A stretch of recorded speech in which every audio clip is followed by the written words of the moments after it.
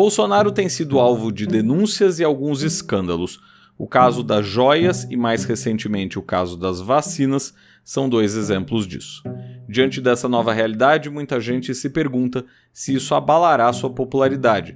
Uma pergunta semelhante à que foi feita quando Moro saiu do governo ou diante das polêmicas atitudes do ex-presidente em relação à pandemia. Quando se pensava que ele perderia apoio, ele se mantinha lá com uma camada fiel de seguidores. Será que agora vai ser diferente? Mas antes de a gente tentar responder essa pergunta, já deixa seu like e se inscreve no canal, beleza? Dito tudo isso, ouvidos atentos e cabeças abertas que a mosca vai decolar. Há 3 tipos de eleitores de Bolsonaro. O primeiro eu vou chamar de bolsonarista raiz. É aquele que compactua com as ideias do ex-presidente. O cara que comprou o discurso, digamos assim, e que não vai mudar de preferência facilmente. Já o segundo tipo é aquele que votou em Bolsonaro em 2018 e 2022 por acreditar que ele era um sujeito que representava a nova política e que faria um governo longe de escândalos. É o eleitor que buscava alguém capaz de acabar com a corrupção e a mamata, para dizer um termo que o ex-presidente vivia usando, mas que não concordava com todas as ideias do ex-presidente. Por fim, o terceiro tipo é o eleitor que só votou em Bolsonaro porque era contra o PT. E aqui é bom deixar claro que nos 3 casos citados, o antipetismo ou as pautas que o PT defende ou representa desempenham um papel relevante. Como já dito em outros episódios, o bolsonarismo sem o antipetismo não teria o alcance que teve, assim como o petismo se valeu do antibolsonarismo em 2022 para criar um discurso capaz de unir frentes variadas da nossa sociedade.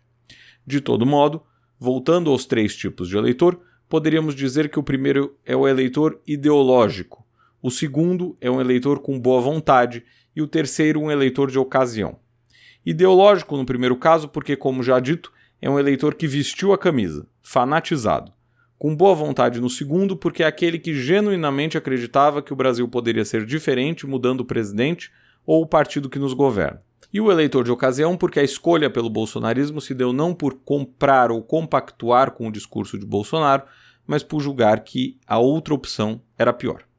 Bom, tais definições que eu usei agora poderiam ser colocadas em outros candidatos e políticos no geral, quando eles passam a ter relacionados a si próprio certos apoiadores mais fanáticos. Aliás, a política, como mexe muitas vezes com paixões, acaba tendo disso mesmo, e não só no Brasil. Assim sendo, se pegarmos o caso de Lula, por exemplo, não é muito diferente. Tem gente que é petista ou lulista de carteirinha, tem gente que vota pela esperança de que algo em sua vida melhore com ele, e tem gente que só votou em Lula porque era contra Bolsonaro. Nada muito novo até aí, certo? Pois bem, a grande questão que se coloca a partir disso é a resiliência dos apoiadores. Lula, por exemplo, seguiu tendo apoiadores fiéis mesmo diante dos escândalos da Lava Jato e da prisão. Paulo Maluf, outro exemplo de político que contava com um forte grupo de seguidores, também viu seu capital eleitoral durar mesmo diante da má gestão de Pita e de outros escândalos, tanto que quase foi eleito em 2000 como prefeito de São Paulo e chegou a ser deputado federal mais votado em 2006. Depois disso, ainda foi eleito para a Câmara outras vezes. E sim, no caso de Maluf, seu desgaste acabou por torná-lo um candidato inviável para cargos majoritários, ainda que sua votação nesses casos não fosse inexpressiva. No caso de Lula, ao contrário, mesmo diante dos escândalos que duramente atingiram a ele e ao PT na segunda metade da década passada, ele se mostrou viável eleitoralmente, tendo apoio na sociedade.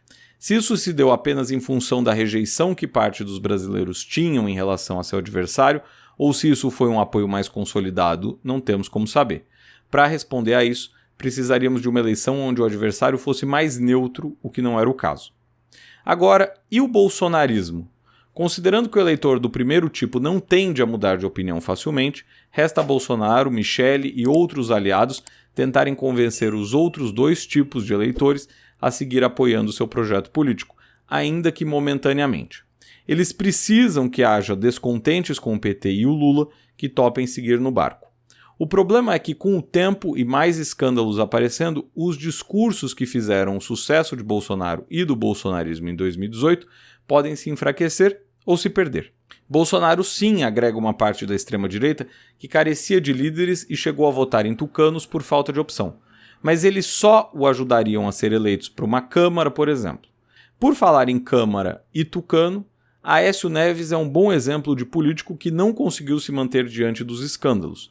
Seu capital político diminuiu a ponto de torná-lo pouco expressivo no cenário nacional e político. De quase presidente, o Tucano se tornou um parlamentar que raramente aparece.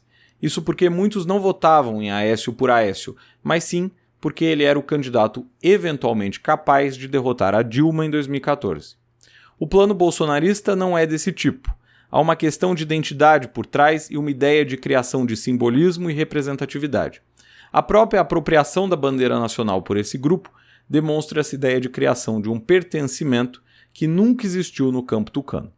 E aí, nesse caso, apenas a revelação de escândalos não é suficiente para fazer ninguém mudar de opinião ou de voto, sobretudo porque, quando isso se dá, se usa uma velha narrativa de perseguição que não difere da usada também mundo afora, a exemplo do que fez Trump nos Estados Unidos, quando disse que a mídia e outros setores da sociedade o perseguem. Lula já fez algo parecido, é bom que se diga. Bolsonaro já fez também e provavelmente seguirá fazendo o mesmo. Para a bolha funciona bem, para fora dela, muitas vezes não. Certo? Por hoje é tudo. Se você curtiu esse voo da mosca, não esqueça de deixar seu like, comentário, ativar o sininho e se inscrever no canal. A gente se vê no próximo vídeo.